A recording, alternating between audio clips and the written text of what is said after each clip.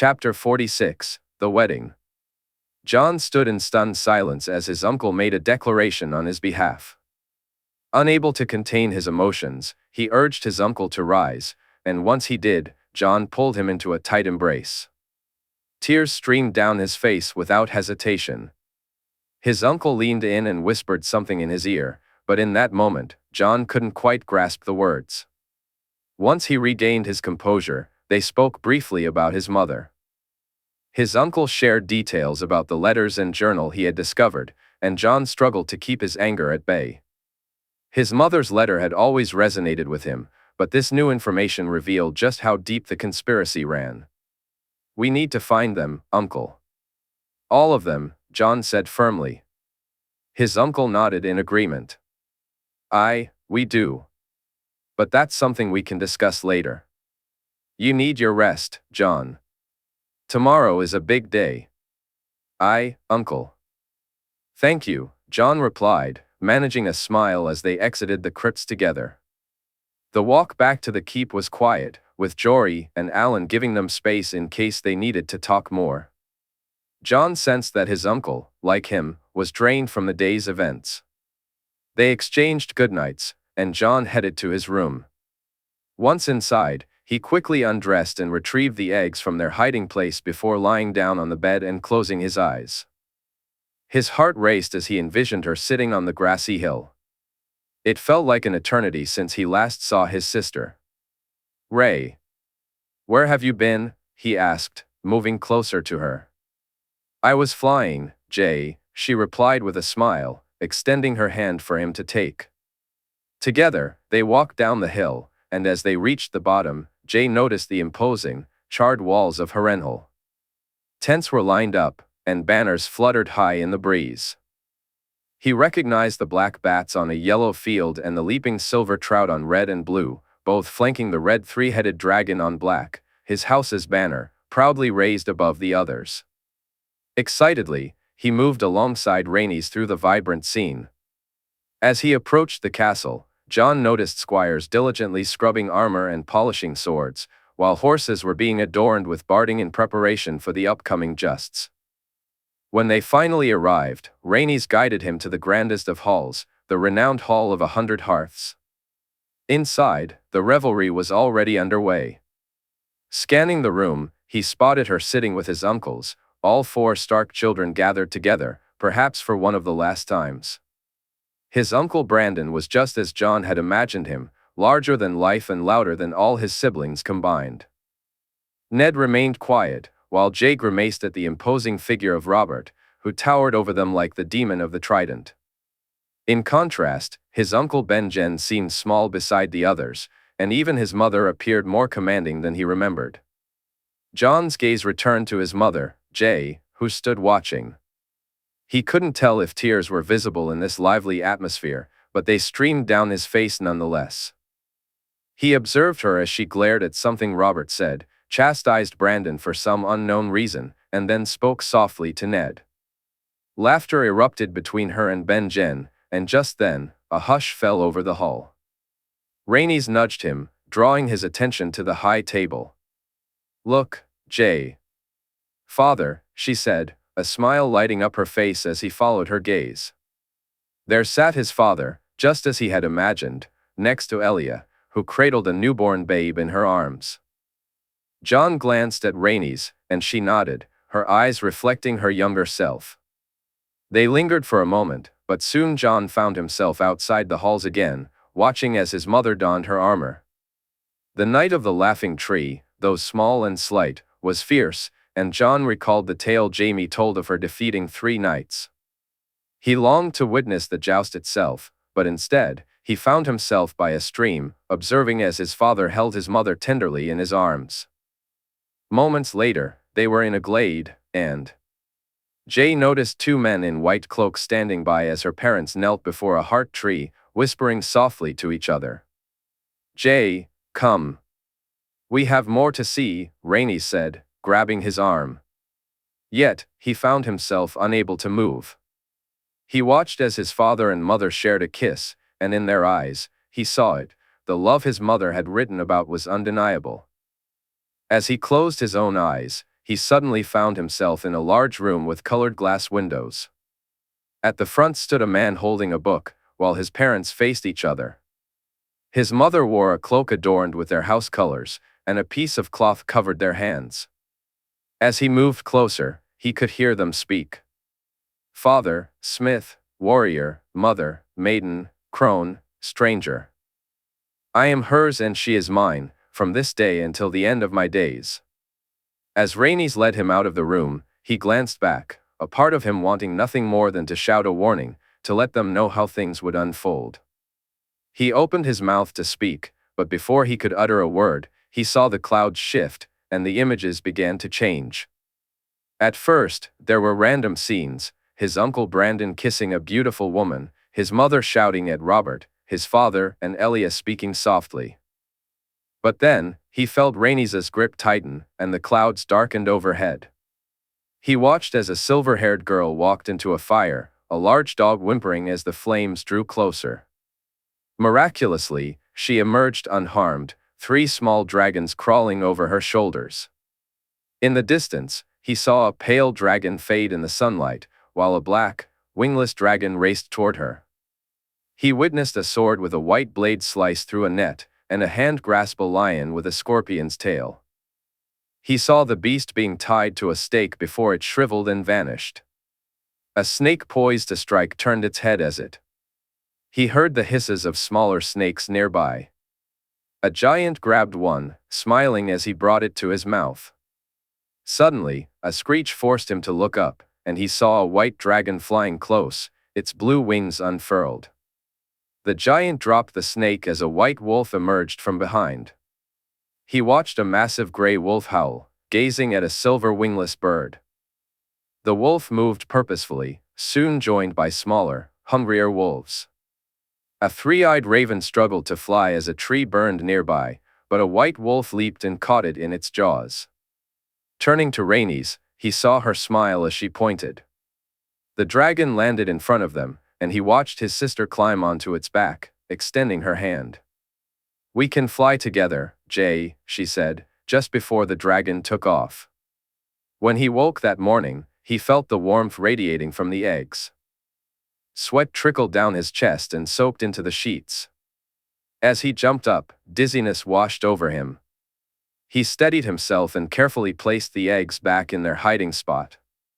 After drinking some water, he settled down to draw. Robb had been stopped by Theon on his way to breakfast. Guilt washed over him for ignoring Theon these past few days, but annoyance lingered too. During the spar against Loras, he had seen Theon abandon him to face the boy alone. Although his friend had been hurt, it hadn't been severe, yet Theon hadn't come to his aid. If he had, Robb wouldn't have taken such a brutal beating. Instead of admitting his mistake or apologizing, Theon had suggested they create stories about Jon and Loras or seek revenge in some other way.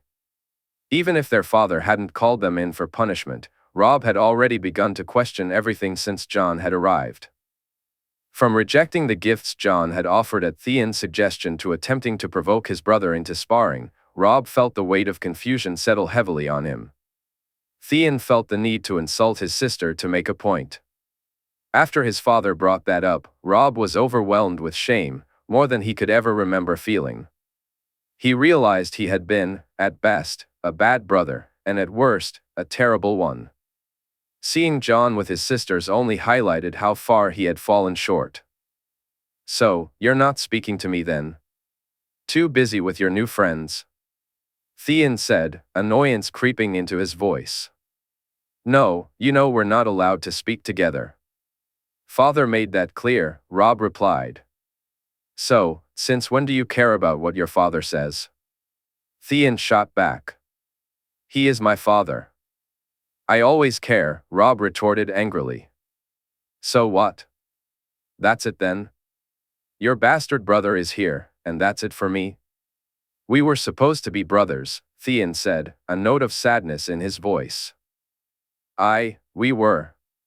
But what happened during the spar, Theon? Where were you? Brothers don't leave each other to be hurt.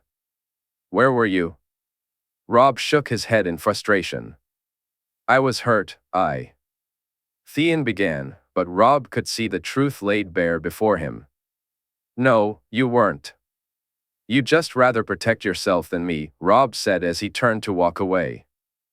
He felt terrible doing so, but after being punished and told he and Theon could no longer spend time together, his father had kept him back while sending Theon off with his new guards.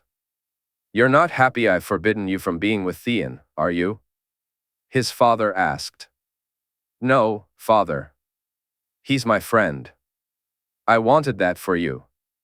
Since Jon left, I wanted it so badly. But I was wrong, Robb. It was never supposed to be Theon, it was supposed to be your brother. But with him gone, I allowed Theon to take his place. But why now, father? Why all of a sudden have you decided that I'm not to spend time with him? What happened with your sister, Robb? His father asked. Robb looked down at the ground, shame evident on his face. That's why, son. What have I told you about the pack? That we must stick together, always. Theon is not a wolf, Robb.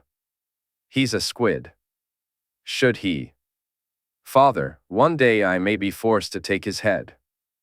I've forgotten how the North sees him, forgotten that he's a hostage, not just a ward, Robb said, his voice filled with frustration. But he's my friend, father, he added, hoping to bridge the gap. But he shouldn't be, his father replied firmly. One day you'll be Lord of Winterfell, Warden of the North.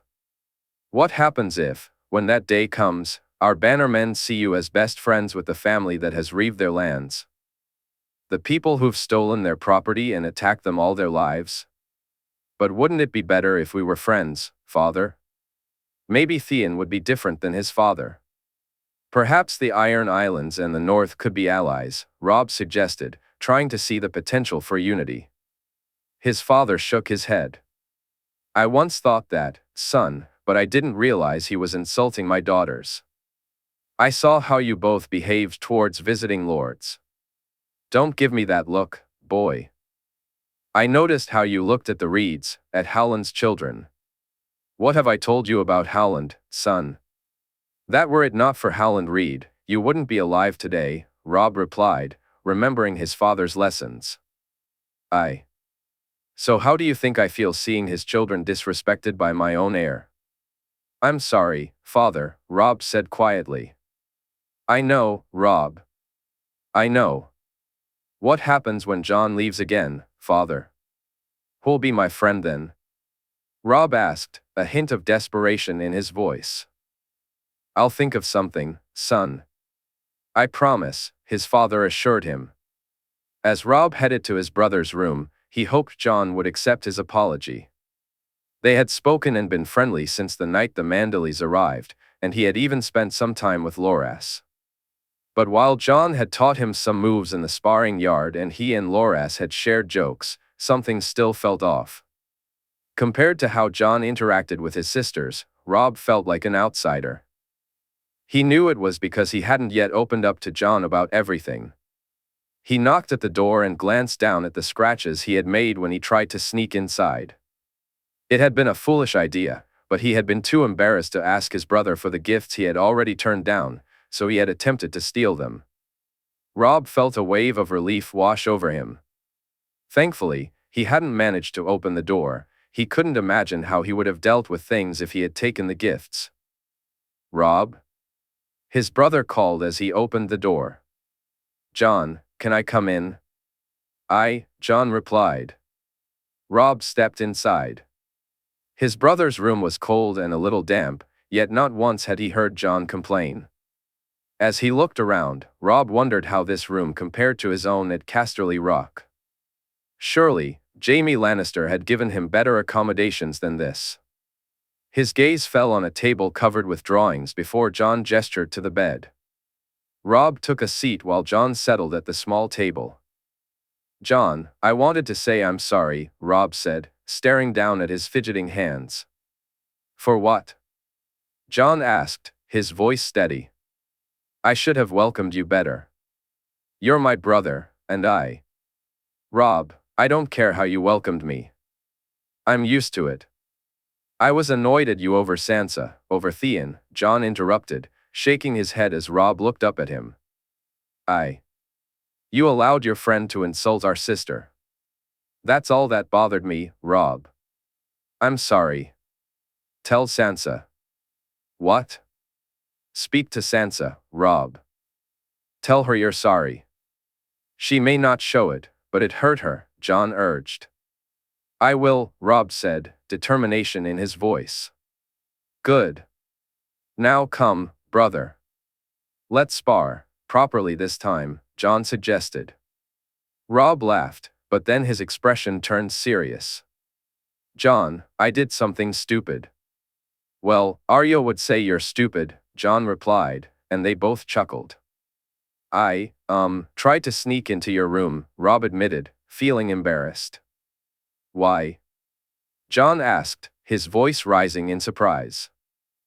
I wanted the gifts, Robb confessed, and Jon laughed before getting up and walking to his chest. He pulled out a bow and a pendant. You only had to ask, brother. You mean it? I can have them? Robb asked, surprised. Of course. They were always for you. Jon placed the pendant around Robb's neck and held out the bow.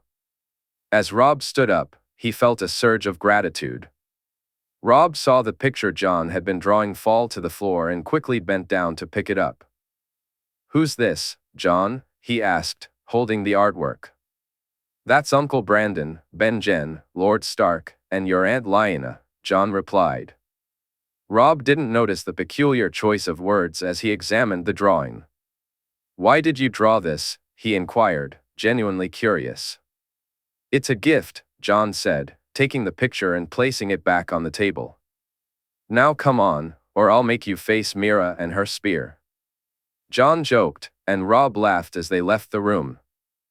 Meanwhile, Maege watched as her daughters prepared a dress for Dacey.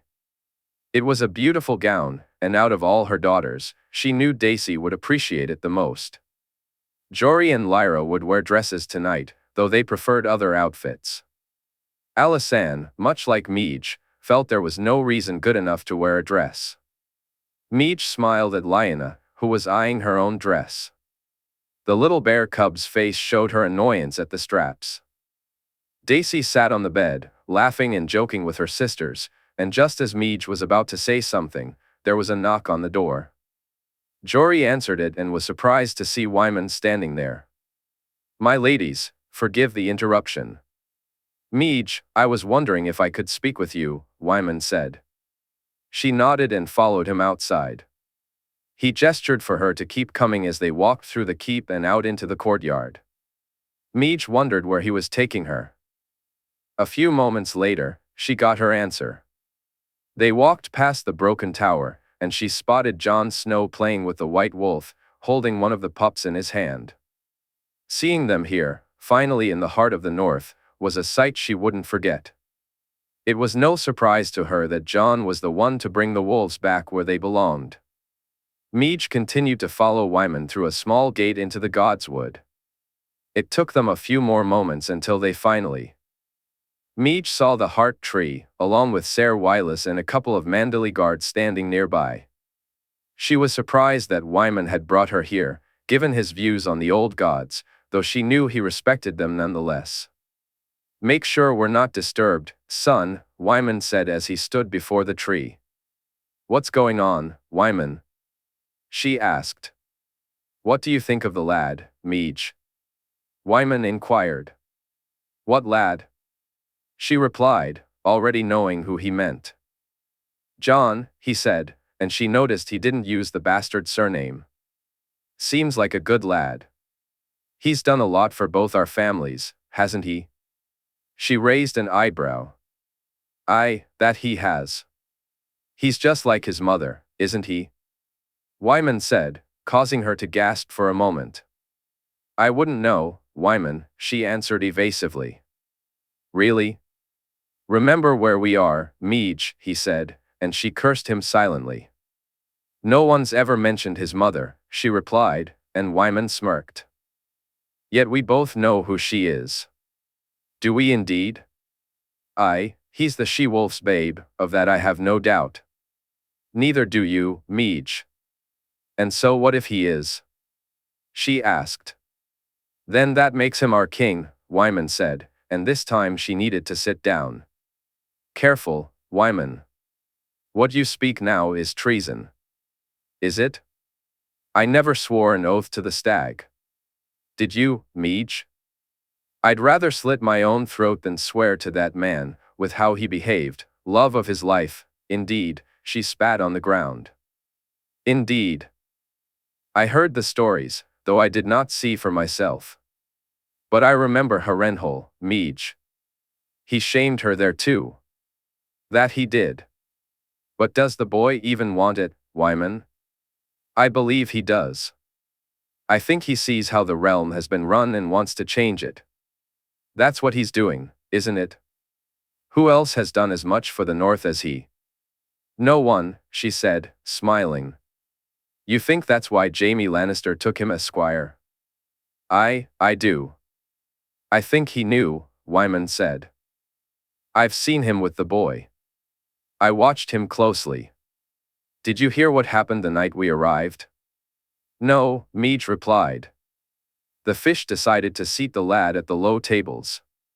His young friend, the Tyrell boy, immediately sat beside him.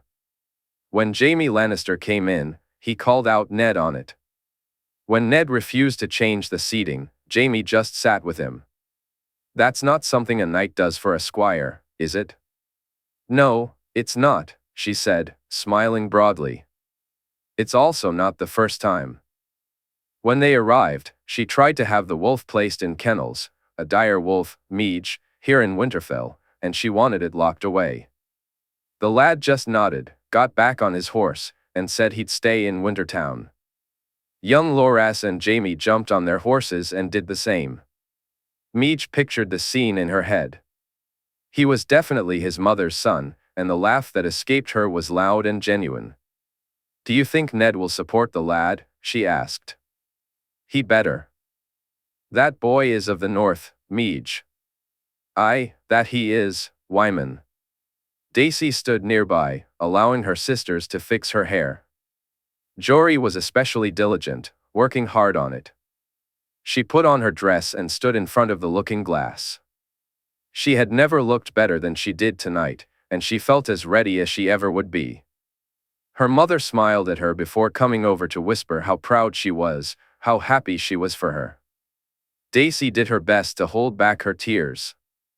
Her sisters went out to take their positions, and her mother stood beside her, waiting to be called. Do you like him, Mother? She asked nervously. He makes my girl happy, does he not? He does, Mother. Very much so. Then I like him. Should he not, though, he'll feel the full fury of me and your sisters, her mother said, and Dacey laughed. Nervously, she stood on her toes, waiting for the knock at the door that would tell them it was time. For the first time she could ever remember, her mother looked just as nervous as she did. It felt like an eternity, but when the moment finally came, a girl knocked at the door, practically running to open it.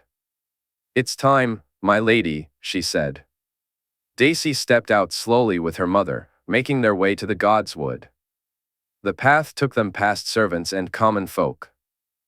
Jaime had ordered celebrations in Wintertown, graciously covering the costs, and even invited some of the townspeople to the feast.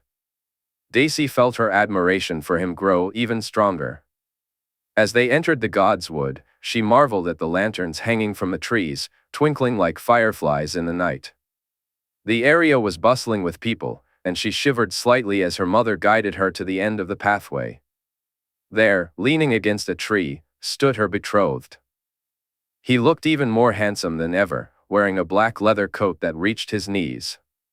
Beneath it, she caught a glimpse of his blood-red shirt. His leather breeches hugged his form closely, and she couldn't help but admire how they accentuated his figure. When he noticed her gaze, he winked, and she smiled back. Who comes before the old gods this night? Ned Stark called out loudly. Lady Dacey Mormont of House Mormont, a woman grown, true-born and noble, her mother declared with pride. Who comes to claim her? Ned asked. Lord Jaime Lannister of House Lannister, Jaime replied simply, and Dacey smiled at the straightforwardness of his answer. Who gives her? Ned continued. Lady Maege Mormont, her mother, Maege said, as they walked forward together, and Dacey stood beside Jaime. Lady Dacey, will you take this man? Ned Stark asked. I take this man, she answered, her smile rivaling his own. He took her hand, and together they knelt. With her eyes closed, she prayed to make him as happy as he made her, to spend their lives together, to grow old together, to have children, and to be one. As they stood up, she felt him remove her cloak and hand it to Loras. Then, Jon stepped forward and handed him her bridal cloak. She felt its warmth as he tied it around her shoulders, and then he leaned in closer. He leaned forward and kissed her, the cheers erupting around them, though she only truly heard them after their lips parted. In the blink of an eye, he had her cradled in his arms, her hands wrapped around his neck as he carried her toward the great hall. My love, he whispered in her ear. My life, he said softly.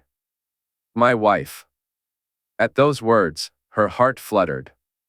My husband, she replied, smiling up at Jaime. In that moment, as he looked at her, he had never seen a more beautiful sight.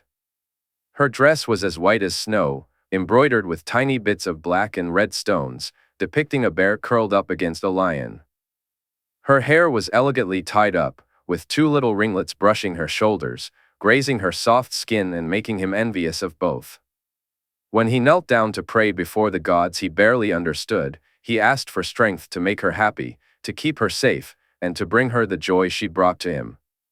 When their lips met, it felt different somehow. This wasn't just a kiss, this was his wife, the woman he would spend his life with, from this day until his last. As he carried her into the hall, he felt a strong temptation to change direction, to head straight to their room, no longer just his alone. But he resisted, knowing she deserved to enjoy the festivities, to have her family see her and celebrate their wedding. He made his way to the high table and gently placed her in the seat beside his own. How did I do? He whispered. It was acceptable, I suppose, she joked, and he couldn't help but laugh as he leaned forward to kiss her again. Once everyone settled into their seats, the dishes began to arrive. In the West, he knew there would be course after course. One wedding he'd heard about in the Reach had 17 courses. Here in the North, it was a more manageable 9. As the dishes came out, he took a bite and began sending food to the other tables. He sent the deer to his close family, the elk to the Manderleys, and so on. Though he wasn't particularly hungry, he sampled a bit from each dish, savoring the flavors and the moment. Beside him, his wife chatted with her mother and Lady Serwyn, while he engaged in conversation with Ned Stark and the Great Jon. He sipped his drink sparingly and couldn't help but chuckle when the Great Jon stood up and called for Jon to join them at the table. He noticed the look of confusion on Ned Stark's face and simply shrugged, unsure of what the large Umber Lord was planning. Jon lad, why are there no ice cubes in these drinks? Haven't you shown the good men and women of Winterfell, along with your father, the way of the future? The Great Jon's voice boomed across the room. I haven't, my lord, Jon replied with a smirk. This won't do. Ned, you have to try this, the Great Jon insisted, nodding to his son. Jaime watched as Ned Stark continued to look puzzled until the small Jon entered the room, carrying a large chunk of ice and bringing it to the table. Go on, Jon, show them, the Great Jon encouraged, grabbing a jug of ale and 2 mugs. Jon began chipping away at the ice, placing it into the mugs. A 3rd mug was added when Maege noticed what was happening and turned to Dacey to inquire about it. Once Jon finished, Jaime observed as the Great Jon filled the mugs and handed one to Maege and another to Ned Stark. He caught sight of Wyman chuckling from the side as the mugs were raised. What is this, Jon? Ned Stark asked, licking ale from his lips. The ice, my lord. This is just one of the uses for ice in the South. Don't drink it too quickly, Jon advised as Ned lifted the mug to his lips. The great Jon looked disappointedly at them both. "You're no fun, lad," the large man exclaimed, his voice booming. Suddenly, a cry rang out to his left. "My head! Gods, my head!" Maege complained, and the great Jon erupted in laughter. See? It's not just us giants who make mistakes, Jon. Even the she-bear can't handle it. Damn you, Jon Umber. If I had my mace, I'd make your head hurt. Maege retorted. If you had your mace, I'd have the tongue. The great Jon exclaimed, eliciting laughter from the crowd. As more and more ice was requested and delivered, he noticed Ned looking at Jon with pride, while his wife cast a disapproving glance as she conversed with Lady Sybelle, her eyes fixed on them even as she nodded along to the other woman's words. Turning to Dacey, he saw her smiling as she explained the ice to her mother, clearly enjoying the sight of more and more people adding it to their drinks. Jon returned to his table and gave the boy a sly wink, receiving a smirk in response. Soon, it was time to distribute gifts to him and Dacey, and Jaime was surprised by the number of northerners who had brought something. Wyman presented him with a beautiful dagger, and his wife received a matching one, which she appreciated immensely. The Glovers gifted them some northern linens, ensuring Dacey would always remember the warmth of home. The Umbers contributed furs for those cold nights, and the great Jon winked as he made the announcement. When Ned Stark and Lady Stark approached, Jaime felt a wave of nerves wash over him. "My lord, my lady," Ned said, handing them 2 items wrapped in cloth. As Jaime unwrapped the gifts, he was taken aback to find matching bows made from the white wood of the weirwood tree, accompanied by wooden arrows tipped with fierce, curved points. They were stunning, truly otherworldly in their beauty. He glanced at Dacey, whose expression mirrored his astonishment, though she was quicker to smile. "I thank you, my lord, my lady, for such a wonderful and thoughtful gift," Jaime said, his voice filled with gratitude. "I do too, my lord, my lady." "They're truly incredible," Dacey added, beaming at them both. Ned and Lady Stark nodded and took their seats, after which Maege and her daughters presented their gifts, predominantly weapons. If it had been anyone else he was marrying, Jaime would have found humor in the nature of their offerings. But he understood that every gift they received was something his wife would cherish. Jaime appreciated the thoughtfulness of the Northerners, and they understood that well. He shook his head, trying to suppress the laughter that bubbled up at the thought of what gifts they might receive at their other wedding. "My lord, my lady," a soft voice called out, drawing his attention to Jon's sister, Sansa. She stood there, holding a piece of fabric. "Lady Sansa, there was no need for this," Dacey said, but Jaime offered the girl an encouraging smile as he noticed her growing embarrassment. "But it is most appreciated, my lady," he replied, and her face lit up as she handed him the fabric. As he unfolded it, he was struck by its beauty. Sansa had crafted a covering for their bed, beautifully embroidered with black bears and golden lions along the edges. At the top and bottom, there was a golden castle and an island, and in the center, a black bear embraced a golden lion. The words, "Here we stand, hear us roar," were elegantly stitched in gold and black. "My lady, this is absolutely incredible," Jaime exclaimed, standing up to display the fabric for everyone to see. "My lords, my ladies, please join me in thanking Lady Sansa for such a wonderful and thoughtful gift." As the room erupted in cheers, he noticed Sansa blush even more. She quickly ran back to her table, and he saw Jon lean over to whisper in her ear when she sat down. A large smile spread across her face. Turning his attention to Ned Stark, Jaime saw the pride radiating from him. Even Lady Stark, who had seemed miserable all night, wore a look of pride for her daughter. Rightly so, he thought, as he passed the beautiful fabric to Dacey's family, who gazed at it in wonder. A few minutes later, Jon and Loras approached him. He had spoken to them earlier, telling them there was no need for gifts. Of course, with Jon, that was a futile conversation. He had expected them to wait until they reached Casterly Rock for the second wedding, but as As his squires approached, Jaime noticed Jon holding a piece of parchment in his hand. He looked at Jon with curiosity. "My lord, my lady, from myself and Loras," Jon said, handing him the parchment. The drawing was incredibly detailed, his hair was golden, as was his armor, and Dacey looked ready for battle. They stood together, his sword in hand and her mace in hers, both poised as if about to strike.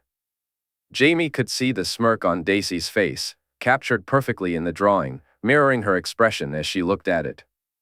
Her fur seemed to ripple in an unseen breeze, while her mace appeared ready to swing through the air. "Jon, when did you do this?" Jaime asked. "I've been working on it since we arrived." "Loras got the parchment and the colors," Jon replied. "I thank you both," Jaime said appreciatively. Dacey chimed in, "It's wonderful, Jon." "Thank you, Loras." However, as the two boys walked away, Lyra and Jory spoke up. "That's your only gift, Jon." "I had hoped for a song at least," Jory said. Jon, surely you're not going to deny us your voice," Lyra added. Jon, you must sing." "That one you sang at the wall was a good one," Jory insisted, and Lyra nodded in agreement. Jaime noticed the panic look in Jon's eyes. He glanced around and saw Ned Stark wearing a similar expression, while Wyman and Maege Mormont watched curiously. Jon's gaze drifted to the table where his sister was clapping her hands, making Sansa's intentions clear. When Jon looked to Jaime for guidance, Jaime shook his head. There would be no backing out now.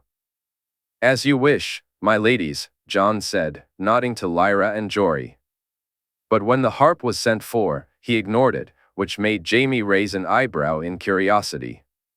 "My lords, my ladies, for the happy couple," Jon announced, and began to sing without music. "My love said to me, my mother won't mind, and my father won't. Forgive me for my lack of kindness," she said, stepping away from me. "It won't be long, love, until our wedding day." She moved through the fair, and I fondly watched her as she went here and there. She made her way homeward, with one star shining brightly as the swans glided across the lake. "I dreamed of it last night, my true love came to me." So softly she entered, her feet making no sound. She came close beside me and whispered, "It won't be long, love, until our wedding day." The song was haunting, and the absence of music only intensified its impact. I glanced at Dacey, who was smiling, though her eyes glistened with tears. As I looked around the room, I noticed that while Dacey kept her composure, others were not so fortunate. At Jon's table, Sansa wiped tears from her eyes, and beside her, one of the Manderley girls and another dark-haired girl did the same. Maege watched Jon with an odd smile, while Wyman beamed proudly. Ned Stark's expression was difficult to read, but Lady Stark shot a glare at Jon. When she noticed me looking at her, her face softened into a more neutral expression. Jon bowed slightly to Dacey and me before returning to his table, and that was when the applause began. By the time he sat down, the music had started.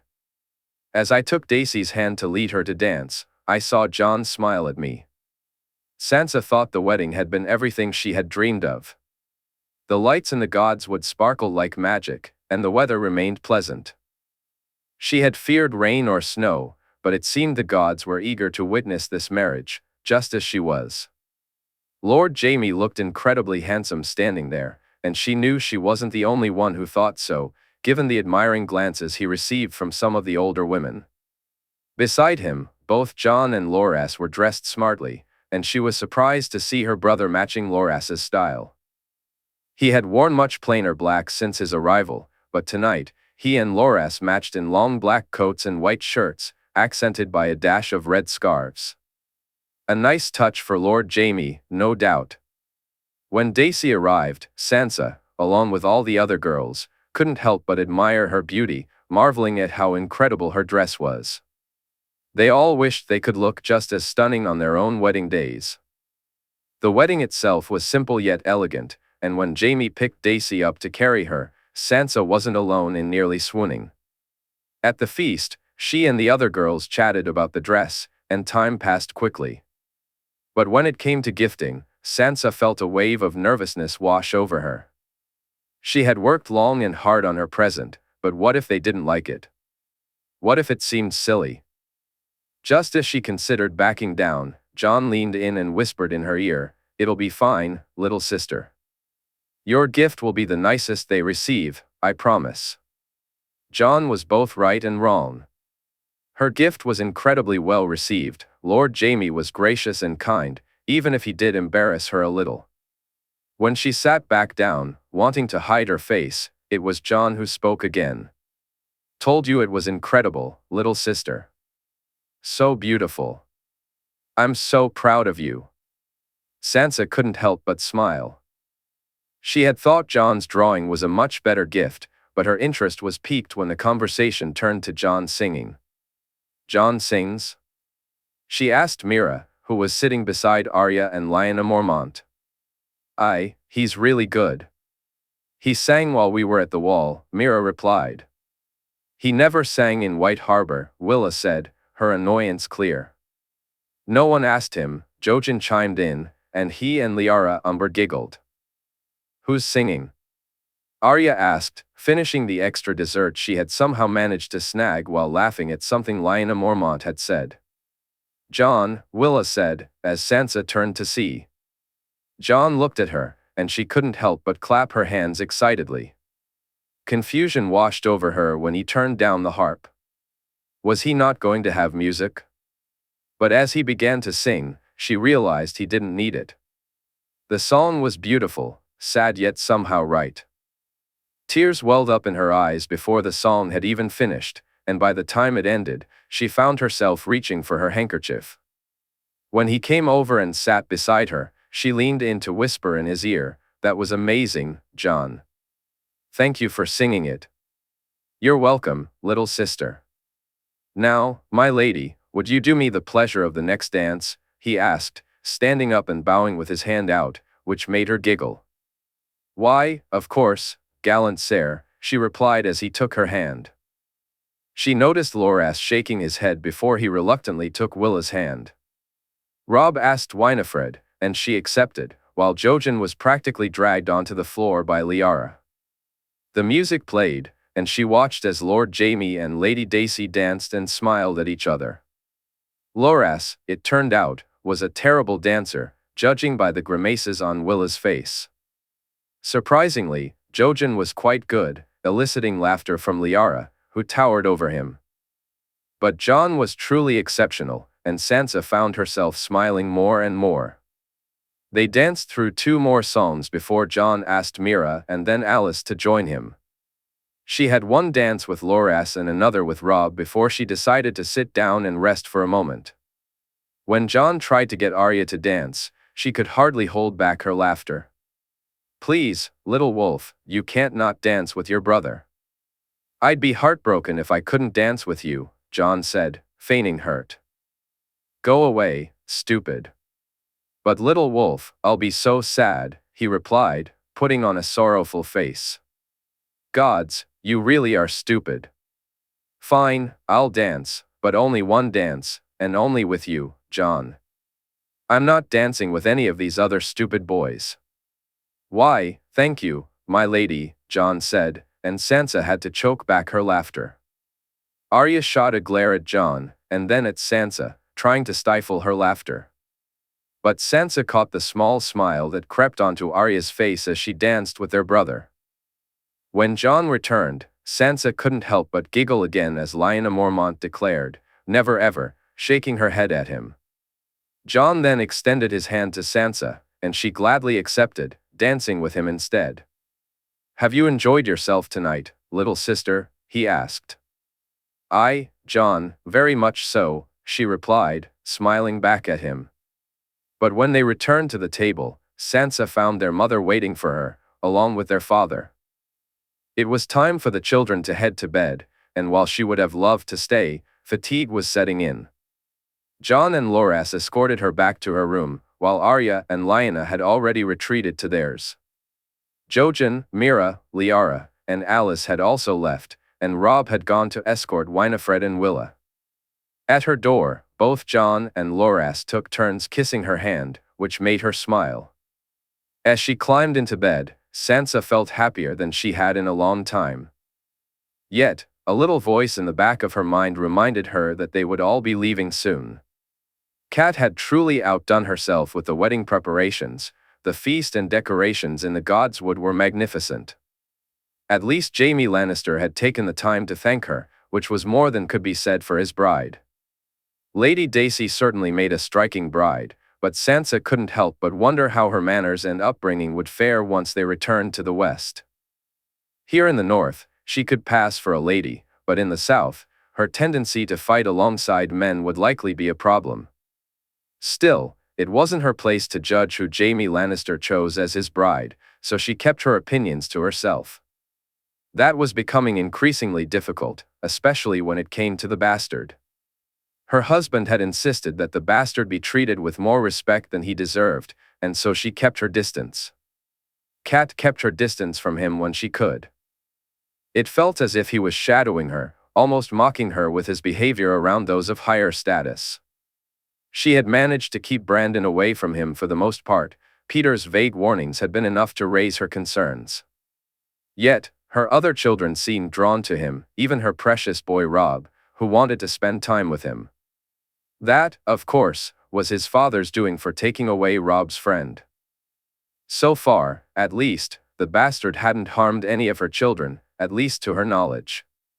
But she knew it was only a matter of time.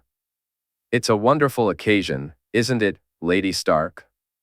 Lady Sybelle asked. "Aye, my lady, it is," Cat replied. "You've done an incredible job here, my lady," the woman continued. Cat felt a surge of pride. She truly had. As she watched the children prepare to give gifts, her thoughts drifted back to her own wedding.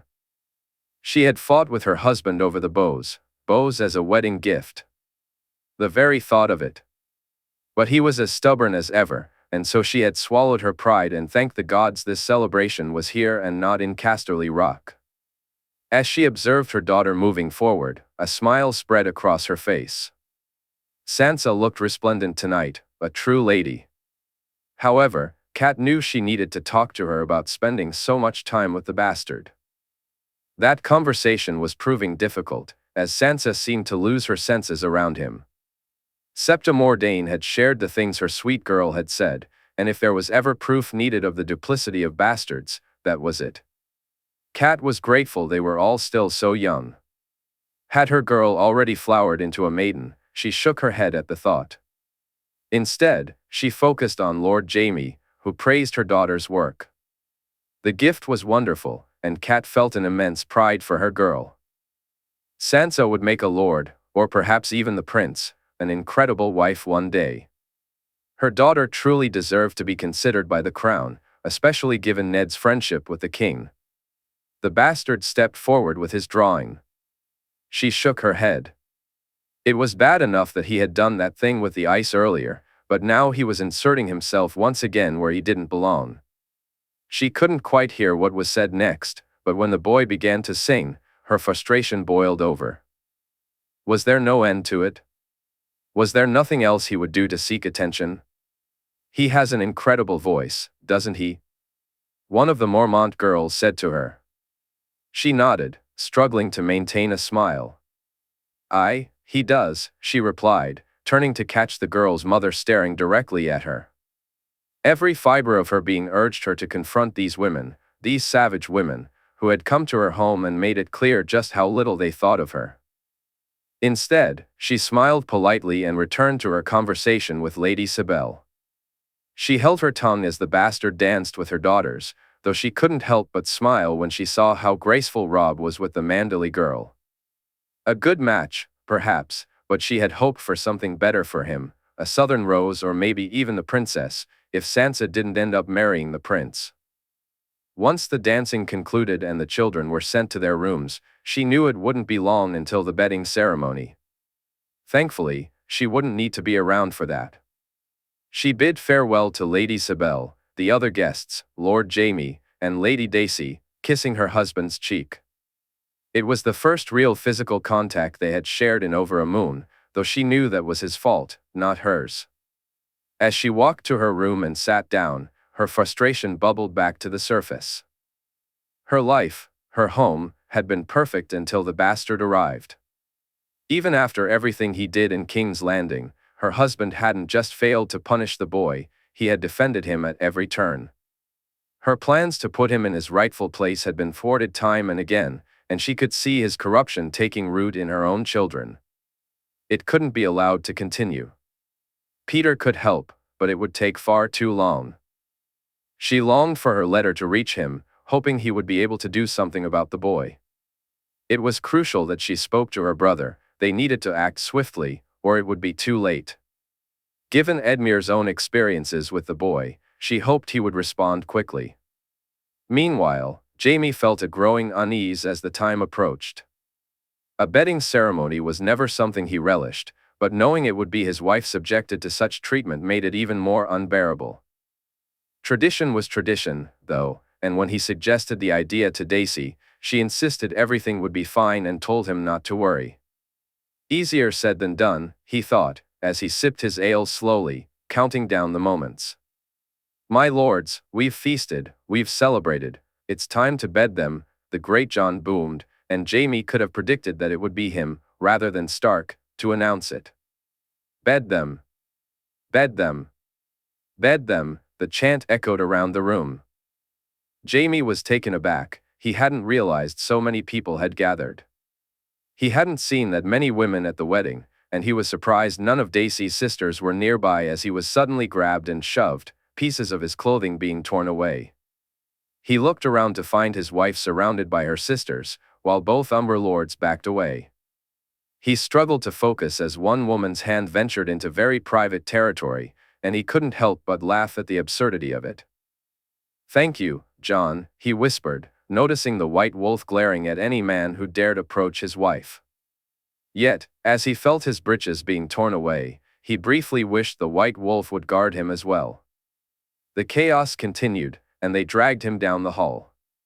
His coat was long gone, and his shirt and undershirt had been reduced to rags. Thankfully, his breeches remained mostly intact, though they were nearly off him now. As he turned to gauge their location, relief washed over him when he realized they were close to his room. Just as he felt his breeches slip completely, he reached the door. Jaime grabbed some of the ripped material from his clothing and jumped into the room. The noise outside grew louder, and as he looked around for something to cover himself, the door swung open. His wife entered, fully dressed, and Jaime couldn't help but laugh at the expression on her face. She eyed him up and down before bursting into laughter herself. Unlike you, I didn't have a wolf to protect me, she teased.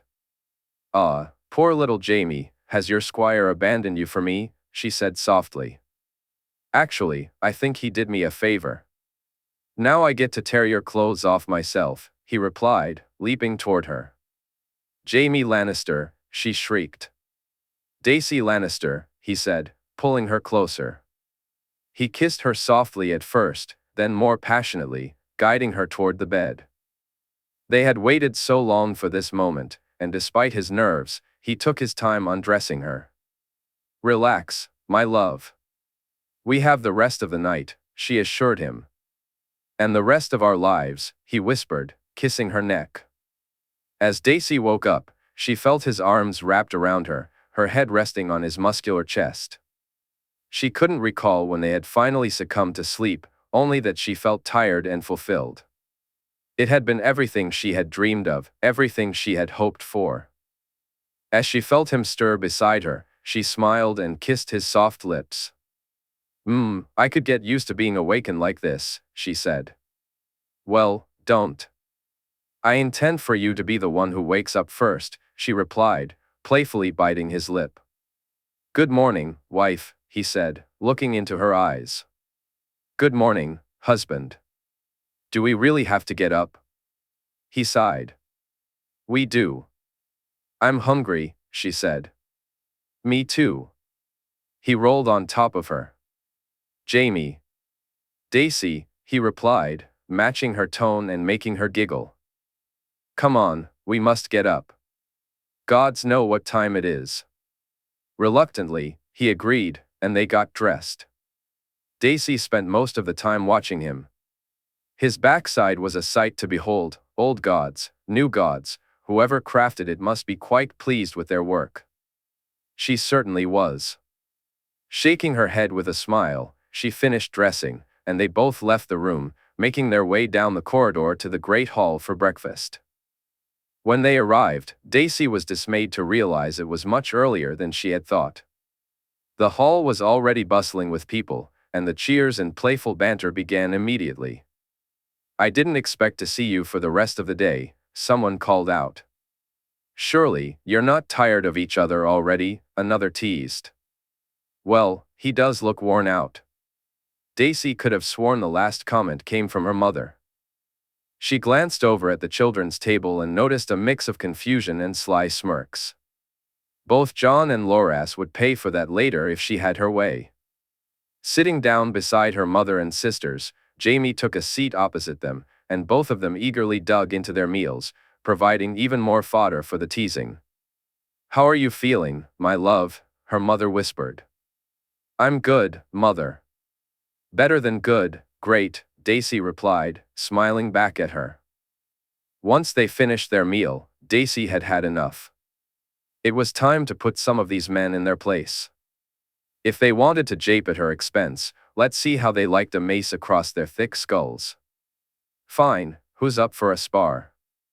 Dacey declared, noticing Jaime smiling broadly at her.